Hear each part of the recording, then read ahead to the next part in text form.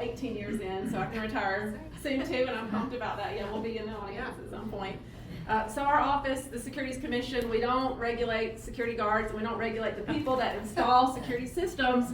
Although if you have complaints about either of those, we will refer you to the right spot. We don't have little dogs that come out either, Patsy, but we do investigate financial exploitation, scams, frauds across the state. And we receive reports from all of our financial institutions across the state when they suspect that your account is being used to facilitate some type of fraud. We take phone calls from the public about scams. And so this year we're on track to receive over 500 reports just from our financial institutions. Guys, there are people in this room that have either been a victim of a scam or know someone that has been a victim of a scam. And fraudsters are so incredibly smart now.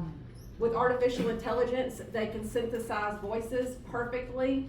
They can pretend to be your financial advisor, your banker, your old high school friend. I mean, it's incredible what they can do, and we've seen it. And I've seen people across the state that you would think, oh, this person would never fall for a scam. Nobody is too educated to protect themselves from being a victim of fraud, because the fraudsters are so sophisticated, the frauds are so intricate and complex now. So our office does oversee the investment industry in the state, the financial professionals, and we also enforce the act that says that financial institutions should report fraud. To that end, so that we can provide all of the information that we see in our office, we created a financial exploitation newsletter, and Lindsay, I'll reference it in y'all's newsletter. We'll provide a link, it's on our website. But what we do is take exact reports, change the names, I think they just say victim, so it's anonymous, but we provide to you exactly what we're seeing in Alabama, so you know the types of frauds that are that you guys are exposed to every day, and how we were able to hopefully prosecute some of these people. But a lot of these phone scams now, they're not just being facilitated and perpetrated from crime rings that are in Southeast Asia.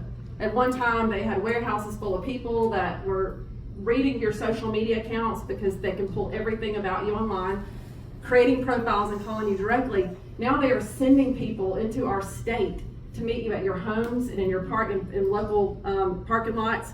And it's terrifying, honestly. 3 weeks ago, we were able to get into custody a guy that flew in from California directly into Montgomery just to take $300,000 more from a 78-year-old Vietnam War vet. And thanks to our agents in the Montgomery Police Department, we were able to set up a plan to capture him. He thought he was meeting the victim to get money, and we got him into custody. So he's sitting in the Montgomery County Jail now. This is not his first time. That was a great work of our folks here.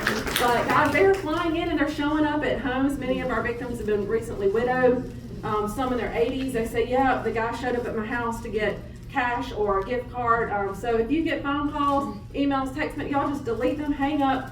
And if you ever have questions about that, call the Securities Commission. That's what we do. I have 2 live people that answer the phone at our office. You're not going to get an automated system unless all the lines are busy, then it'll send you to voicemail for a minute. AARP has a fraud hotline that's fantastic, and everybody in this room is absolutely a resource, and they care about the work that they do. I know CAAC, if you want to get a will done, y'all are amazing. We get a lot of frauds that involve wills and trusts, because fraudsters will pose as legitimate practitioners, and they'll take your personal information. So trust no one. Just go home, unplug, in the dark. I'm just kidding. It's hard to do that, but with technology these days, you just have to be very careful. So yeah, you can go to trusted sources in here to get the information you need. And we're always a resource. So, but the exploitation newsletter will provide a link, and hopefully every quarter you guys can see what's happening in the state. Thanks, Liz.